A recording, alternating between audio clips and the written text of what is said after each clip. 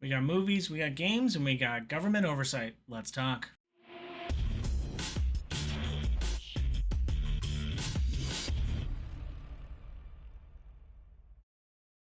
What up, viewers? What up? What up? Cap Soups here, and today is Friday, April 3rd, and that makes it time for a quick recap of the week in video game news. Starting off this week, a movie released on April 1st, but not an April Fool's Day joke. The Mario Galaxy movie released this week, and the people who aren't joking are the critics. It is currently sitting at a 36 Metacritic. I read a lot of reviews this week talking about how people went in with the wrong expectations and they wanted it to be a sequel, and it's maybe not so much that. The audience score is at 7.8, so it might be one of those cases of like the critics are super harsh on it, but audience are just kind of there for some popcorn and some laughs. Um, the the review that caught my eye the most was GameSpot had their review was gotten feedback from the 4-year-old child that they took to see Mario Galaxy. Um, and yeah, I think that's mostly the target audience. Like, I don't know if these are supposed to be, highbrow. Having watched Mario, the first movie, with my small children several times, it's a good movie, but it's overall just kind of a popcorn muncher or something like that. So I'm still taking my kids to go see, or my son to go see his first experience in the movie theaters in the next weekend. Um, but yeah, the review really caught my eye. I started getting wind that maybe things went right after reading a couple headlines, but yeah, I still hope it's good. But yeah, that 36 Metacritic means I'm gonna temper my expectations before going into it. But I digress. Let me know what you think of the Mario Galaxy movie, if you've seen it or go to see it, down below in the comments. Moving right along, we got the next game coming out from Zaum, the developers of Disco Elysium, or what's left of the people who worked on Disco Elysium. That's its own tirade. The next game that they're making is called Zero Parades, and a trailer this week gave us a release date. Zero Parades will be coming out on May 21st, so just about 2 months away, or a little bit less than 2 months away. So yeah, I'm still very excited. I didn't make it all the way through Disco Elysium, to my everlasting shame, but I still am very interested in picking this one up when it comes out, and seeing kind of how much of it's the same, how much of it's different, how differently my characters are, how much I can interact with, the voices in my head and all that kind of stuff. So, very interested to see how the narrative shifts and the tone shifts whilst trying to maintain some of the stuff that feels like Disco Elysium. So, interested to see where that takes us, but I'll have to wait a couple weeks before that. Fortnite, after laying off 1,000 people, decided to implement and try and sell AI skins. Now, it seems like I don't quite know the references, but like these seems like these are skins of like AI turned memes. Like, these are characters from that are created by AI, but then people have been using them as memes. So like, I don't know. There's a little bit of a philosophical conversation to be had about like, when does something created by AI become an entity that we can talk to or talk about and like refer to it, rather than just calling it AI and moving on. But yeah, Fortnite tried to sell some AI skins, and yeah, that everybody hated it.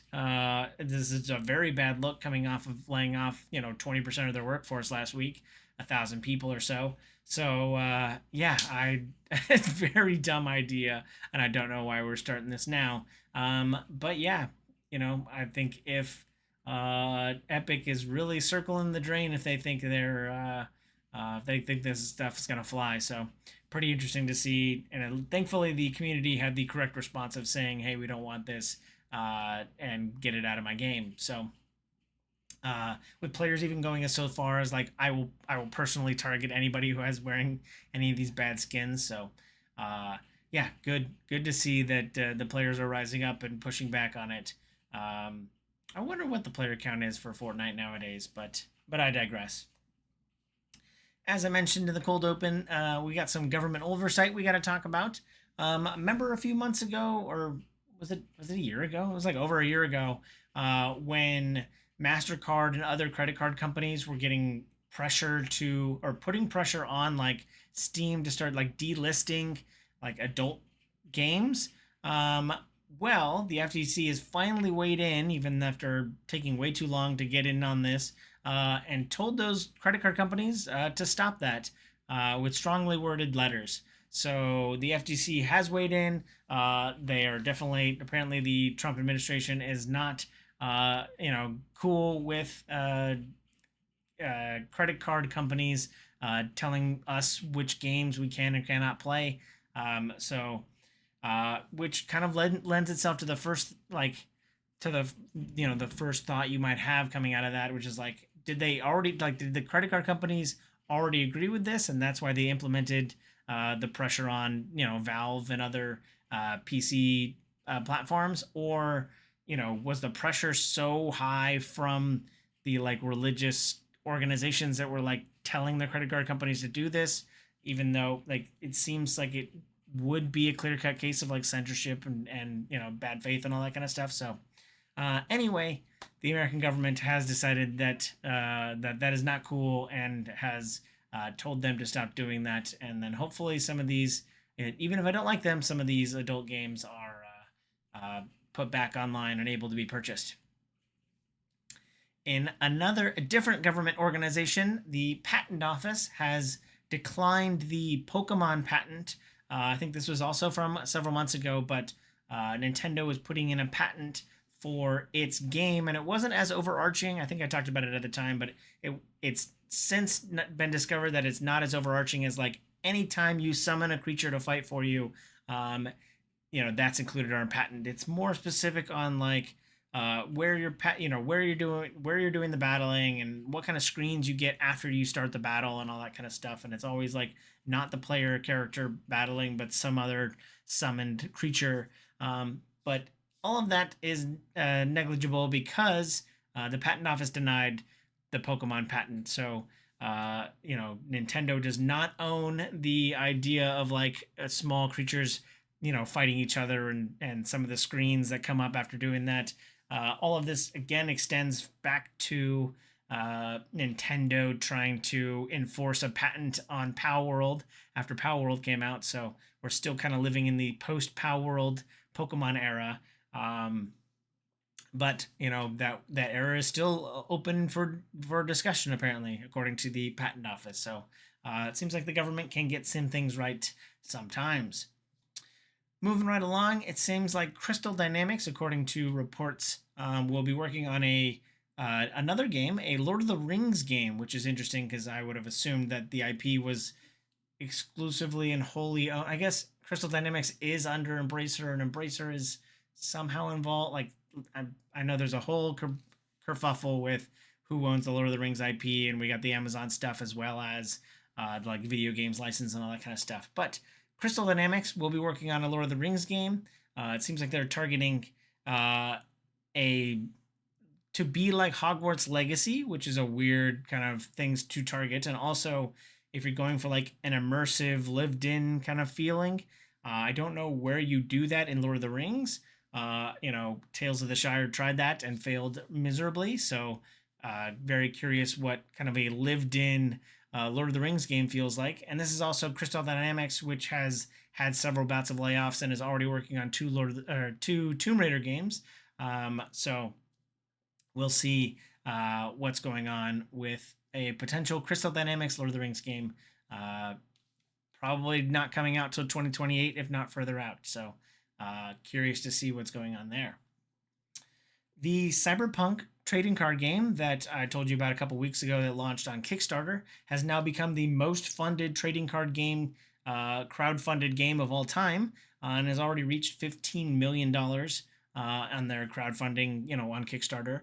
And and they still have 2 more weeks to go. So it seems like there's a lot of, as a heavy Magic player, there's a lot of turmoil in Magic going on right now. So it's curious if other companies are trying to capitalize on some of their weakness, or if people just really want to play as a thug in the Cyberpunk universe and work with their like weird dice system, which could be interesting to kind of like bring dice into it, as well as as the trading card aspect as well. So still don't know much about like the actual gameplay of it, but the Kickstarter seems to be doing well and record-breakingly so. So interesting to see what's going on there. Mountain climbing games seem to be cropping up all over the place. We've got Peak, which has been popular for the last couple months. We've got Cairn. There's Jusant from a couple years ago. So mountain climbing seems to be like a niche genre that's growing. And there's a new mountain climbing game that is likening itself to the Darkest Dungeon approach. Apparently, you play as a team of mountain climbers, and it seems like from what I saw in the trailer that everybody will has certain amount of action points, and then once those action points are spent, maybe you'll have to cut them out and just try and survive with this, with the crew that you do have. So it'll be interesting to see, how much strategy goes into sending out someone to waste all their energy, and then you got to cut the dead slack. The game's called Ascenders Beyond the Peak, so look for that at Steam, and check that out on wishlist if that sounds interesting to you. The fighting game genre seems to be growing and growing as there was announced an Avatar fighting game coming out. Avatar: The Last Airbender, not Avatar, Pandora Blue Space Cats, not James Cameron's Avatar. It'll have 12 characters on the roster, which is a pretty small roster for what we would consist of like a modern fighting game, especially when you're entering the world of Street Fighters and Mortal Kombats that have 30 to 40 characters at launch. But 12 of your favorite characters will be playable in the Avatar fighting game. It's going to launch at $30, which is below AAA prices. So we'll see how that, if that is enough to kind of get a good community going for it. And it also has a confirmed release date of July 2nd. So if you are looking for something to play this summer and are a fan of the original Avatar, then look for Avatar, the fighting game, releasing on July 2nd.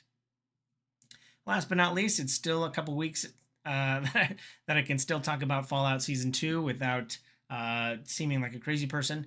Amazon announced this week that Fallout Season 2 had a total viewership of over 100 million viewers. Now, viewers is a weird metric, but and it's hard to track down and pinpoint. But yes, Amazon has been viewed by 100 million people, or Fallout Season 2 has been viewed by 100 million people, according to Amazon. And that puts it in its top 4, Amazon's top 4 most streamed seasons of shows that they've ever had. So that's also up there with Season 1 of Fallout. I assume Rings of Power is in there somewhere. I'm curious what the 4th one would be. It's probably not the 2nd season of Rings of Power, so I'm curious what else is up there. But yeah, I'm excited that Fallout, this came with a whole slew of points from the CEO of streaming or whatever, saying that they're very excited about Season 3. Production's supposed to start later this year. So yeah, excited to see what they do with Season 3 of Fallout, and glad that Season 2 got the viewership to hopefully continue. But that's it for this week. Let me know if you feel I forgot anything down below in the comments. But as always, thanks for watching. I hope you have a super day. I hope you have a super weekend. And I hope you have a super day. Bye!